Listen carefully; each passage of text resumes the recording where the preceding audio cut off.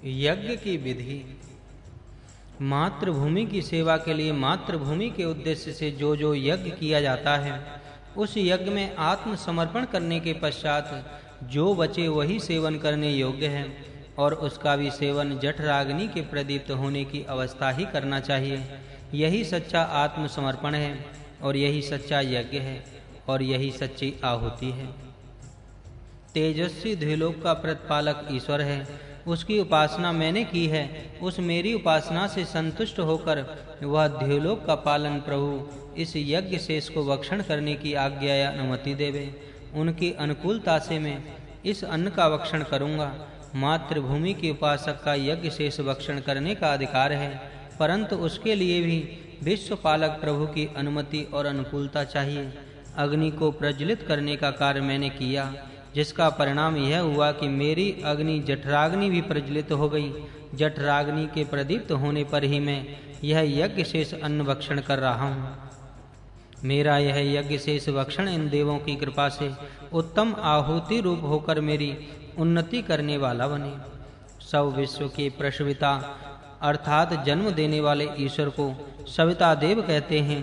विश्व सृष्टा और विश्व नियामक प्रभु की विशेष प्रेरणा से यह यज्ञ मैंने किया, और उसका शेष यह अन्न भाग है जिसका भक्षण उस समय मैं करना चाहता हूँ। मेरी बाहों में वह शक्ति है कि जो शक्ति अश्विनी कुमारों को बाहों में है, यह शक्ति रोग बीज है, और शक्ति अश्विनी कुमारों की मेरे हाथों में पूषा देवता पोषक सामर्थ्य है।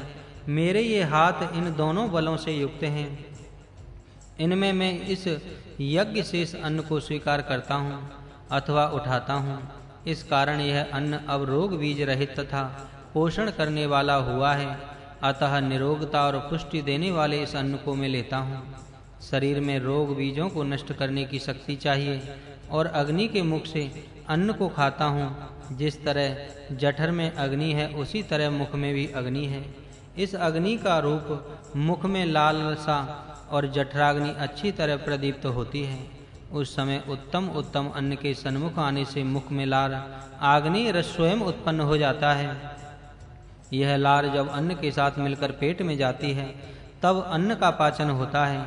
यदि यह रस मुंह में ना हो तो केवल जठर रस से ही अन्न का पाचन नहीं होता। इसलिए अग्नि मुख से ही अन्न भक्षण करना चाहिए।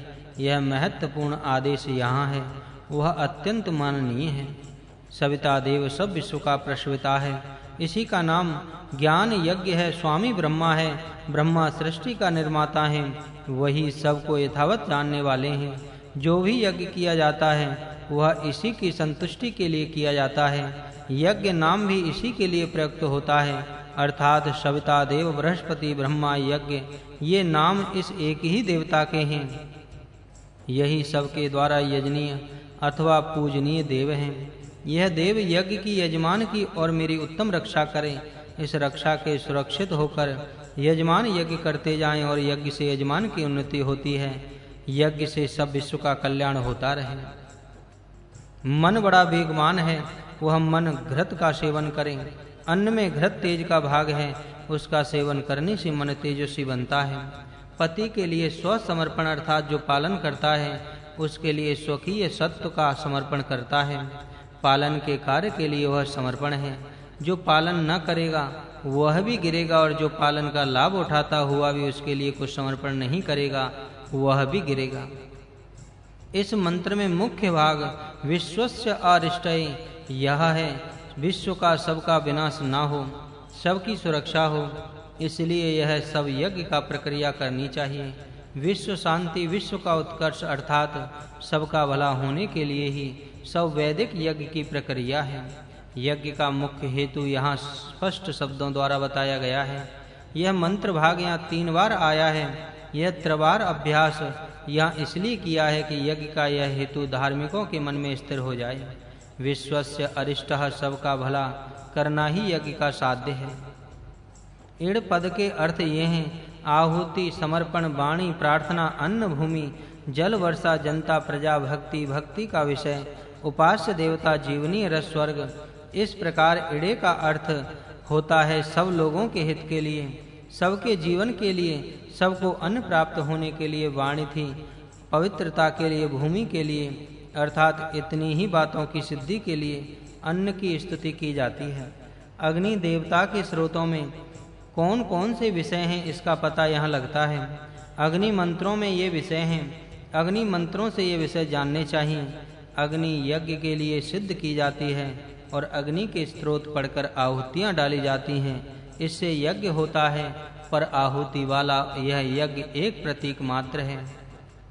यज्ञ का वास्तविक उद्देश्य विश्वस्य अरिष्टः, सबका अविनाश, सबका भलाई, सब मानवों का हित अर्थात उनके लिए स्थान, अन्न पान, आरोग्य, पवित्र भाषण, उच्च उपासना, श्रेष्ठ जीवन आदि की प्राप्ति होकर सबको परम आनंद मिले, यह यज्ञ का हेतु है। अग्निदेव की स्तुति के मंत्रों में विविध विषय है, इसलिए यज्ञ में पढ़े जाते हैं। इंद्र का नाम आत्मा का है, आत्मा ही सब शक्ति का केंद्र है। इंद्र शक्ति का देवता है। इंद्र का कार्य शत्रु का नाश करना है। इंद्र सब शत्रुओं को परास्त करता है। यज्ञ करने वाला मनुष्य इंद्र की दाहिनी भुजा है। दाहिना हाथ बाएं हाथ की अपेक्षा अधिक कुशलता के साथ कर्म करने वाला होता है। जो मनुष्य यज्ञ करता है वह सबसे श्रेष्ठ कर्म करता है, जिससे सबकी सुरक्षा होती है, सबका उत्कर्ष होता है, भू भुवन और भूतों का पालन होता है। जिस कर्म से यह सब होता है सबका कल्याण होता है। यज्ञ करने वाला सचमुच श्रेष्ठ है और श्रेष्ठ होता जाता है। विश्वावसु विश्वस्मिन् सर्वस्मिन् प्रदेशे वसतीति विश्वावसु, सब विश्व में व्यापने वाला, गम धर्वः अति धारक और गति धारक, गति का प्रेरक जो परमेश्वर है वह तेरे चारों ओर है। वह चारों ओर से तेरी रक्षा करे। परमेश्वर सर्वत्र बसता है, इसलिए वही यज्ञ करता उत्तम रक्षक है। सब स्थानों से प्राप्त होने वाले भय वही सब ओर से दूर कर सकता है। अन्य रक्षक तो एक प्रदेश से रक्षा कर सकते हैं, पर जो विश्व का वसु है वह सब प्रदेशों में रहने के कारण सब ओर से रक्षा कर सकता है। धर्म वह है जो गम गति का धर्म धारण करता है, जिसके अधीन सब गति होती, वह सबकी रक्षा कर सकता है।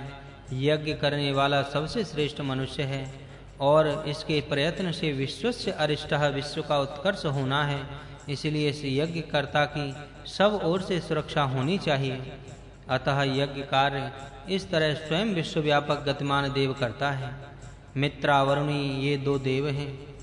मित्र सूर्य है और वरुण चंद्र अथवा मित्र वरुण वायु आदित्य भी है। वरुण मतलब और तत्व का स्वामी है। सूर्य आदित्य या मित्र अग्नि तत्व का स्वामी है। गर्मी सर्दी का यह द्वंद्व है। सब विश्व को अग्नि ओशीय कहते हैं, क्योंकि इस द्वंद्व पर ही इस विश्व की स्थिति है। मित्रावरणो सूर्या चंद्रमासौ अग्निमसौ जलादित्यो रई प्राण आदि सब पद इस द्वंद्व के वाचक हैं। धन और ऋण शक्ति ही इस विश्व में कार्य कर रही हैं।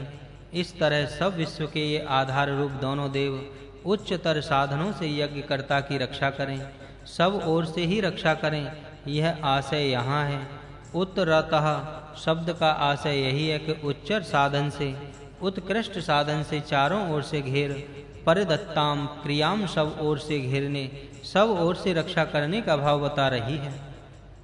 इसलिए यहाँ का उत्तर पद उत्कृष्टतर साधन से, श्रेष्ठतर साधन से यह भाव बनता है। नहीं तो यहाँ इस पद का भाव केवल उत्तर दिशा ही माना जाए तो चारों ओर से घेरने का भाव नहीं हो सकता। अतः उत्तरत परिधा का अर्थ उत्तम साधनों से चारों ओर से रक्षा करना ही है। यज्ञ करता सबकी भलाई विश्वस्य अरिष्टः करता है, इसलिए उसकी रक्षा चारों ओर से तथा उत्तम साधनों से होना उचित ही है। यही भाव आगे के मंत्र भाग में है। यज्ञ कर्ता का परिधि चारों ओर से धारण अथवा उसकी सुरक्षा होना अत्यंत आवश्यक है, क्योंकि इस यज्ञ कर्ता के यज्ञ रूप कर्म से भू भुवन और भूतों की भलाई होनी है, सबका हित होना है, इस जगत को स्वर्ग धाम बनाना है। अतः जो यज्ञ करता है वह सब तरह से सुरक्षित होना चाहिए। किसी भी स्थान से उसे भय नहीं होना चाहिए। वह निर्भय होकर अपना यज्ञ निर्विघ्नता के साथ परिपूर्ण कर सके, ऐसी स्थिति उन्हें प्राप्त होनी चाहिए। निश्चिंत होकर यज्ञ करता अपना काम करे। यज्ञ करने के लिए निर्भय होना अत्यंत आवश्यक है। राम लक्ष्मण ने विश्वामित्र को निर्भय किया, तब वह ऋषि अपना यज्ञ निर्विघ्नता के साथ समाप्त कर सका, जिससे विश्व का कल्याण हुआ। वह रामायण बाल कांड इसी तरह यज्ञ करने के लिए सुरक्षित होना चाहिए। प्रथम अध्याय में प्रत्युष्टम रक्षा राक्षसों का नाश बताया है। सुरक्षितता के लिए शत्रुओं का नाश अत्यंत आवश्यक है। प्राणियों का पालन और सबका उत्कर्ष तब सिद्ध होगा। यहाँ अग्नि जड़ नहीं है, जो कवि अर्थात तीनों कालों का ज्ञान यथावत धारण करता है। अतीन्द्रियाओं को जो जानता है वह अग्नि यहाँ अविष्ट है। तथा एवं अग्नि इस मंत्र में कहा है कि वह ब्रह्म ही यह अग्नि है। यह अग्नि ब्रह्म ही है। ब्रह्म परमात्मा आत्मा आदि शब्द यहाँ एक अर्थ वाले समझने चाहिए। इस परमात्मा शक्ति का अग्नि रूप से प्रकट न हुआ हो, में से परमात्मा तत्व अग्नि को यहाँ पर अग्नि से रूप से प्रज्वलित करते हैं।